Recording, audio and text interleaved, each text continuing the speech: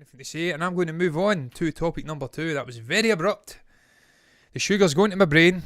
That Ferrero Rocher waffle with Nutella sauce and Nutella ice cream is absolutely destroying my brain.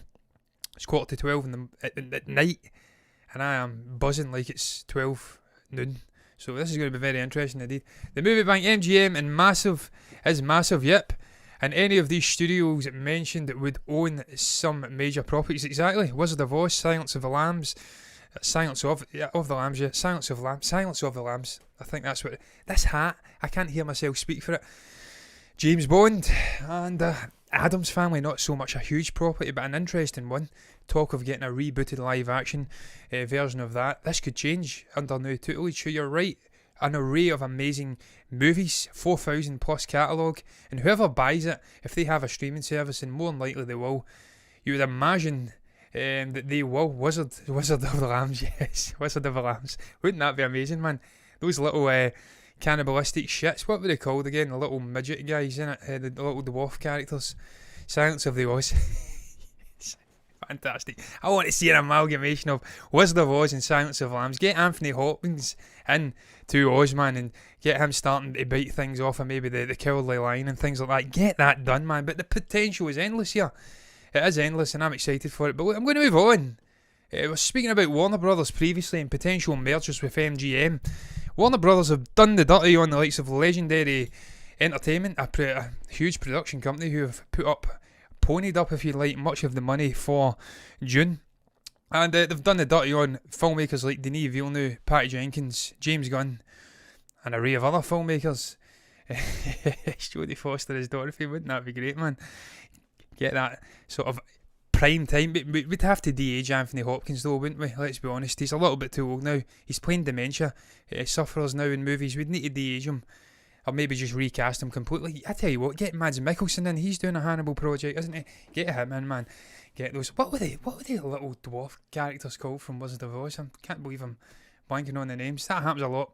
Doesn't matter though.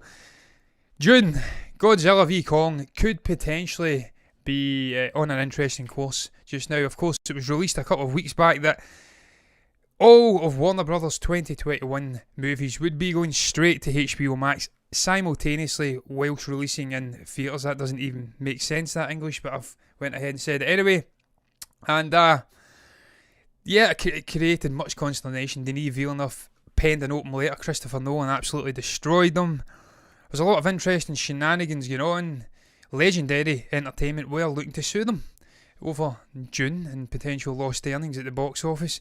Godzilla v Kong, all of these big blockbuster movies were getting sent to HBO Max, and people weren't happy, apart from Patty Jenkins and Gal Gadot, who get sent a sort of $10 million payment to keep stum.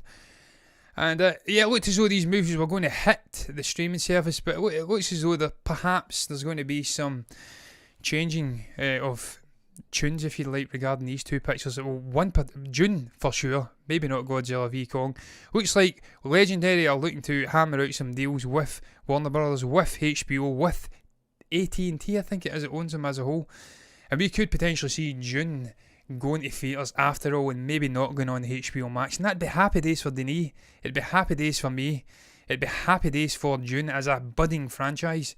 It's not getting the legs cut out from under it, getting sent to a streaming service nobody really wants to watch it on. I'm seeing comments here. Sadly, I've got the eyesight of a 90-year-old geriatric, so you'll have to bear with me. I'll zoom in and see what it says. This has potential, but the question is, who is the best suited to manage such potential correctly to make unforgettable films? Well, what you're talking about, Wizard of Oz meets Silence of Lambs. It has got potential, hasn't it? I'd like to see it. I want to see more crossovers of worlds, not Alien v Predator. That was shit. Get some crossovers in there, some nifty ones, man. And Silence of the Lambs and The Wicked Witch of the West. That's magic, man. I want to see that happening. But look, you're right, man. If you're talking about the studio merger as well, that does have potential.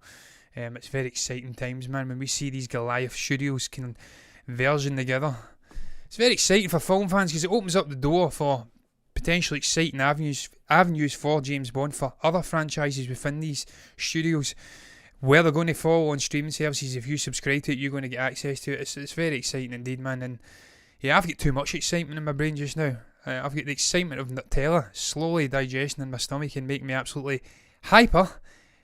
and the excitement of the studio merger. But look, I'm also excited about this, man. I hope this is true. I hope Legendary do iron out a deal with Warner Brothers, because it'd be a travesty if we were to reach perhaps, what is it, October, November next year it comes out, and this movie was going to a streaming service. It's way too big, way too epic in scale, way too good a cast, way too acclaimed a director to be going on to a streaming service like HBO Max. That would be a travesty, man.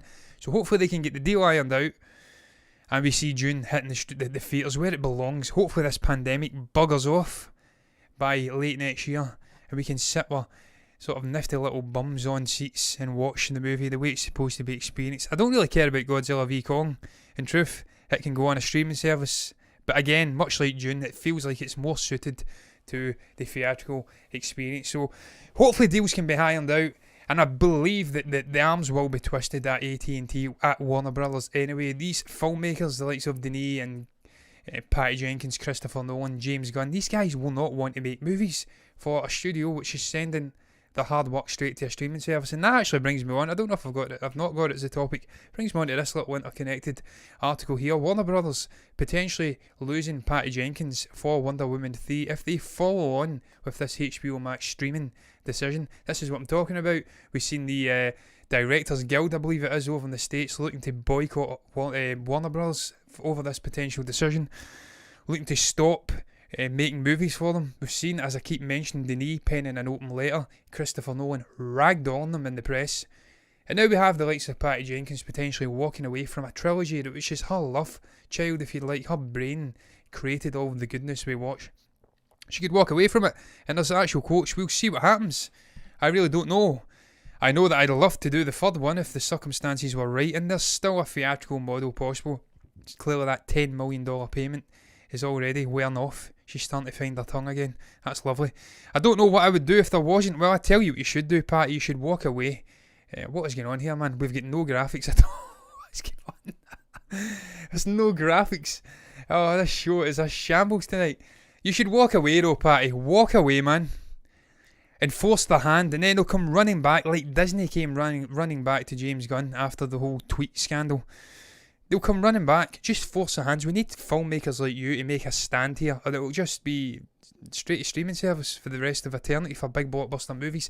I don't mind mid-tier, shitty little low-budget movies going to streaming service, but not movies like this, man. It's blasphemy. No Patty Jenkins, no decent Wonder Woman film. I can't even read the comments, guys. My eyes are absolutely shot. Horrendously bad. I refuse to watch Dune on a television set. Yep, I'm the same. It's not going to happen. Just like I can't watch Warner Brothers in the brain tonight. Just like I can't watch Wonder Woman 1984 on a television set because the theatres aren't opened and we don't have it on HBO Max. So I'll not be watching it at all unless they re-release it next year, or I decide to pirate it somewhere and maybe hire out a theatre and watch it there, because it's not happening. I'm not watching movies of that calibre on a shitty little TV. And look, I've got a 50-inch TV and 55-inch TV and a 4K monitor, so it could look good, but it's wrong. It's wrong on so many levels. But look, I'm going to try and read these comments here, man, because it's ridiculous. My eyes are just dying on me here. They came running back to Gunn when other studios gave offers. Warner's just need to do the right thing because it's the right thing to do. Exactly. And I tell you what, they'll come running back to Patty Jenkins because she will not be short of offers. She's already got the Rogue Squadron movie. She's an acclaimed director. She's up and coming. She's female, so you get that sort of diversity side subject to her as well. So studios will come running to Patty. So they will have to come back to her if she please makes a stand, walks away and forces this ridiculous dual release strategy to just disappear into the dirt, man. Because look, if Chris Nolan, if they're ignoring him and Denis, then perhaps they'll listen to Patty, man, because they're not going to listen to me. I'm a goon on the internet. But look, I digress. Let's move on.